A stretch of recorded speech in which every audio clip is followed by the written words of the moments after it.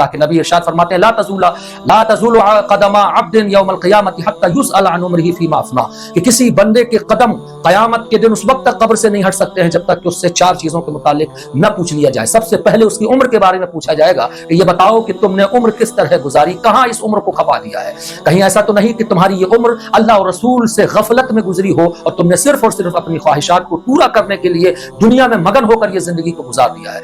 आगे आका अलैहिस्सलाम इरशाद फरमाते हैं वान इल्मिन फीमा अमल, कि तुमने जो इल्म हासिल किया है या जिस बात का तुम्हें इल्म था उस पर तुमने कितना अमल किया है, सबसे मुताल्लिक। मेरे दोस्तों और नाजरीन, आदमी ये सोचता है कि हम आलिम नहीं हैं या हम बहुत बड़े मुफ्ती नहीं हैं, ऐसा मसला नहीं है। आपको जो भी इल्म है उस पर अमल करना, और अगर नहीं है तो मालूम करना यह आप पर जरूरी है। क्या आपको ये नहीं मालूम कि जुआ खेलना इस्लाम में हराम है? क्या आपको ये नहीं मालूम कि शराब पीना इस्लाम में हराम है? या ये आप ये नहीं जानते हैं कि नमाज पढ़ना इस्लाम में फर्ज है? अगर इतना इल्म आपको है तो अपने इल्म के मुताबिक अमल करना आप पर जरूरी है। आप खुदा की बारगाह में उज्र पेश नहीं कर सकते। आगे आका अलैहिस्सलाम इरशाद फरमाते हैं वअन मालिही मिन ऐना इक्तसब व फीमा अनफक, कि माल के मुतालिक भी पूछा जाएगा कि ये बताओ कमाया कहां से था और खर्च कहां से किया। ये वो बड़ा सवाल है कि मुझे नहीं लगता है कि दुनिया का कोई इंसान, अल्लाह खैर फरमाए ऐसे लोग भी मौजूद हैं, लेकिन एक बड़ी आबादी होगी बरोज़ हश्र जो इस सवाल पर आकर अटक जाएगी, इस सवाल पर आकर उसकी सांसें थम जाएंगी कि माल कमाया कहां से था और खर्च कहां से किया। इसलिए कि आज हमारी अक्सरियत ये है कि हम ये नहीं देखते हैं कि माल हम कमा कहां से रहे हैं, क्या हलाल तरीका है और या फिर हराम तरीका है, हम ये नहीं देखते हैं। और साथ ही साथ हम खर्च किस मसरफ में कर रहे हैं,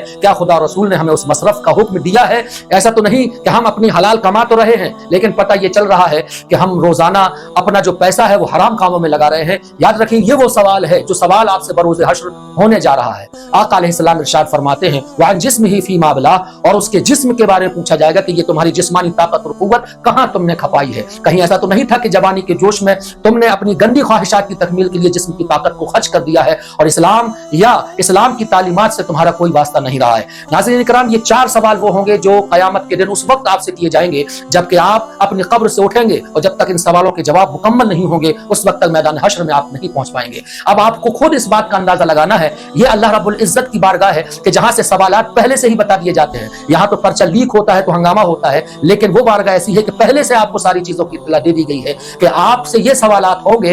फिर आप अपनी जिंदगी का जायजा लीजिए कि क्या आप इन सवालों का सामना करने के लिए तैयार हैं या नहीं है। अल्लाह मुझे और आपको तौफीक दे।